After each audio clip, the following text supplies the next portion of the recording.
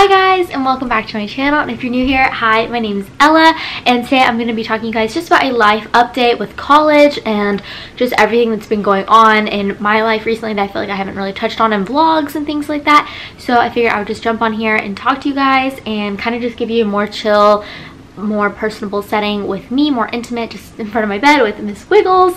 So yeah, let's go ahead and jump into it. Before you go anywhere, make sure that you subscribe down below and join our little family here.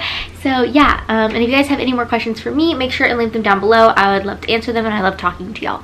So yeah, so first thing I wanted to talk about, I have like a list of things I wanted to make sure I cover, just things that I feel like need to be said. So first thing is, yes, I am still dating Drake. I know he's not in the vlogs as much as he used to be over summer and quarantine. We are still together. He is back in Boston right now. We are long distance. We have been long distance for 3 years now, and our 4-year anniversary is coming up in January. I will be seeing him over Thanksgiving and Christmas break, and he's coming on some trips with us. So that is amazing. Drake is not gone. He is just not in the vlogs due to not being in Texas, but you guys will be seeing him very soon. I know he's very prevalent on travel vlogs and all of that, and just all during quarantine, but he's still around. Still love him, and he actually does help me with a lot of my videos and thumbnails. He does a lot of the behind the scenes work. He's not super into being on camera, but he is still around. So yeah, next is just I want to talk about like how sorority is going. You guys saw a ton of videos. I usually do so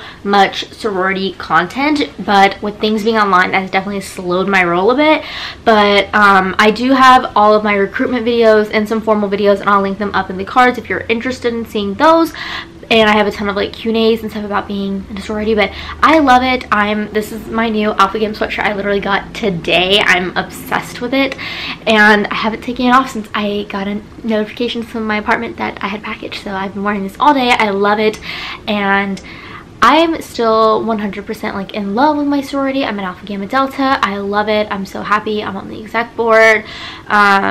Hopefully going to stay on the exec board next year. I've just been loving it. It is so fun. It is such a good positive outlet for me, and something so good to put like my time and energy into, because like for sororities, you get in what you get out what you put in. So like being on exec has definitely changed my experience 100% for the better. If you are someone who is kind of on the edge or things like that, like with your chapter, or you don't know if you'll fit in, or maybe you aren't fitting in right now, try and go for a position. It will make you so much more involved, and it has made me fall in love with Alpha Gam, because if I'm gonna be honest, my freshman year I didn't know if it was for me, and then ended up getting a position, and I'm absolutely in love with it, and it is one of the best decisions I've ever made.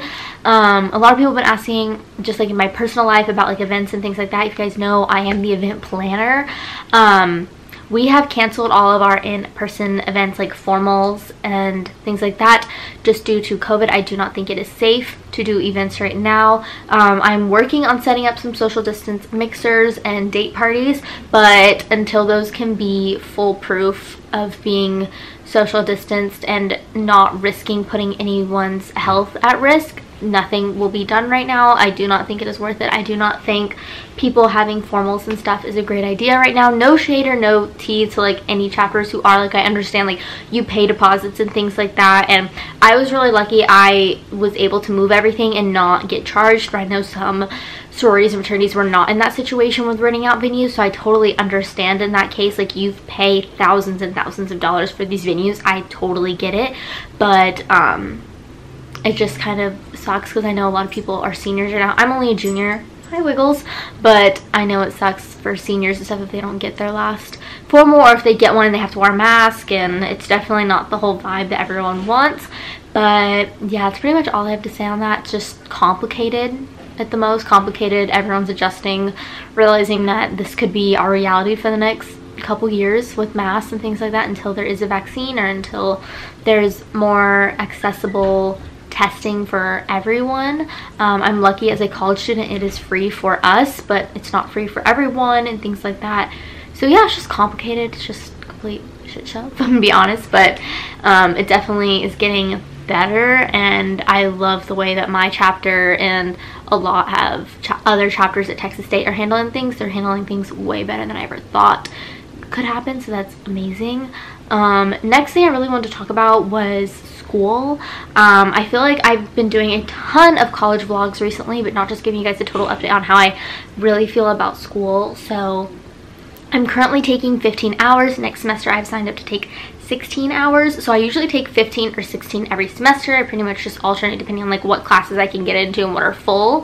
So, and I've been doing that since my freshman year. I've been doing that for a while now. That's just what works best for me. I know some people can like grind out 18 hours. That is not me. And I have to take over 12 hours because of like scholarships and things like that. I have to be considered like a full-time student, and I don't want to risk taking 12 and then what if I had to drop a class or something. So I always just like to take some extra just in case, you know. With school for scholarship, I don't know if I've ever mentioned this on camera. I'm actually going to school under like the Hazelwood benefits because my dad was in the Marines and the Air Force. So his hours is what, I don't even know what she is doing. I'm sorry if you can hear her caller. So his school or his hours is what pays for my school. So 100,000% thank you, Dad. I tell him this all the time, and we talk about like with my family, but I don't think I've ever said this like out on the internet, but I'm beyond grateful for that. And that is definitely something like, if you are younger watching my videos, if you had a parent or grandparent, I think grandparents can also do it, that was in the services, you should definitely look into Hazelwood or the GI Bill for schooling, because there's a loud noise. Just because of it can really help out with tuition. So and we didn't even know about it until I was like a junior in high school, so it is something that you can look into. And or if you are going into the service, definitely look at see what they offer for like students who are in any of the armed forces that are like also going into college. They have some great things that they can do like with scholarships and tuition and all that kind of stuff, so make sure that you guys are really looking into those. For anyone who's going to Texas State, I will link the Veterans Affairs page down below, just for you guys to get a little more information if you need it or if you are interested in it. But just make sure you look it up for any schools just that you're interested in. It's definitely something I never knew about until I was of age to start looking into colleges and stuff.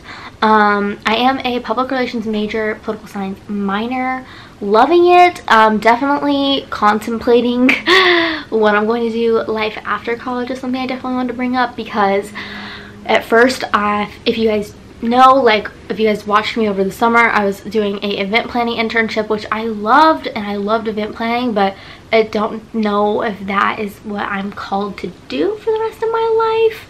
I love it and I think I'd be happy with it, but I'm definitely leaning much more towards law school at the moment. But I want to, I think, be a paralegal first before I jump into law school, really see the law environment before I, one, study my little booty off to take the LSATs and then the bar eventually. And also, law school is a lot of money, so I just want to make sure that I would be ready and that I really want to be in that environment before a couple $1,000s down the drain. So, or yeah, it wouldn't be down the drain if I liked it, but before I put that out there, I would like to make sure I like it first. But it's definitely where I'm leaning. I've just found a true passion, I think, for wanting to be a lawyer.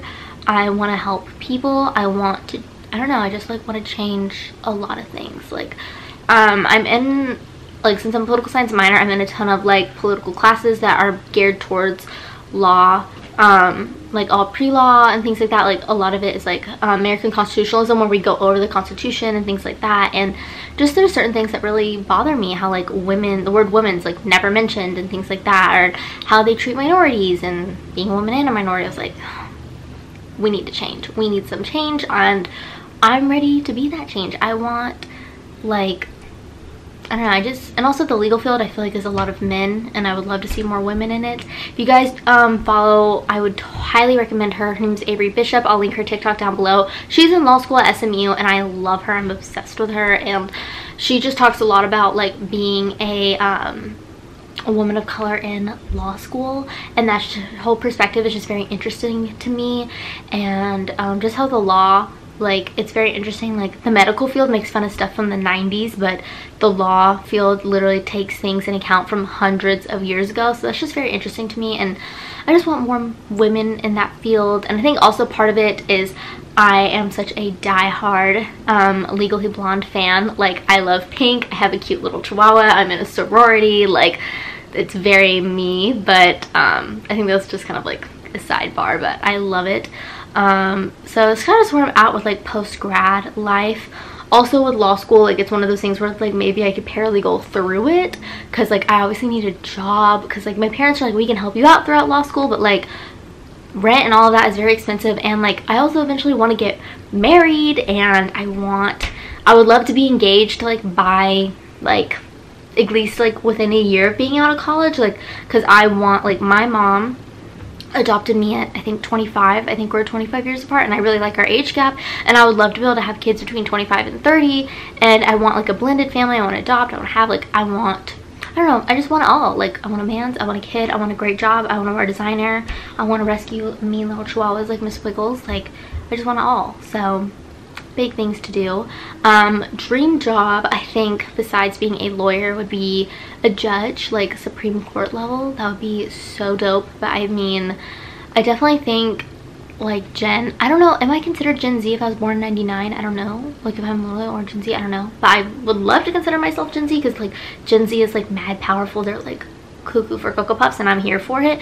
So I don't know, I definitely think after a lot of things going on, like the women part of Gen Z are like really strong and just want to do so much. And my mom is texting me, but just want to do so much, and they want to conquer the world, and I want to do that, and I love it. And there's definitely way more women who want to go into that field, and I think a lot of that is really triggered since RIP Ruth Bader Ginsburg. A lot of like her death, I think, has just really triggered a lot of young girls realizing that like we have what it takes to like go into these really high level positions. And I would love to do that, especially as a woman of color and an immigrant. Like I think that would be insane. So hopefully there's someone who does it before me, because it would be crazy to think in 56 years we still don't have a woman of color who's, or even like an immigrant who's doing that. But anyway, I would love to do that. I think that'd be amazing. I've also really thought about campaign management, or even outside of the law and political field. I would love to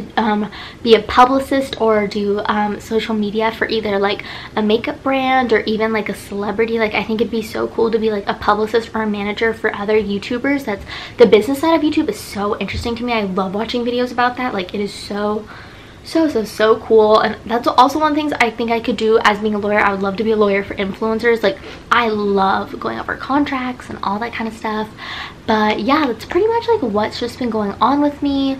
And I feel like this video will be really great to look back on in like 2 or 3 years to see like where I'm at then. So yeah, just kind of a life update of where I'm at.